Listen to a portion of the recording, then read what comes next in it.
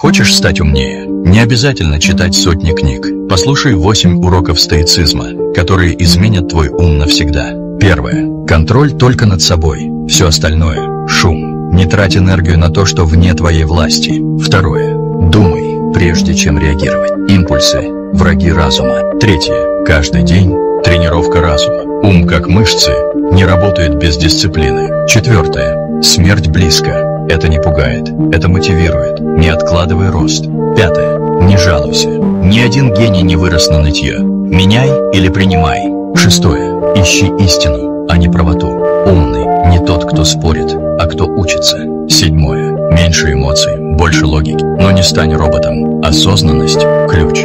Восьмое.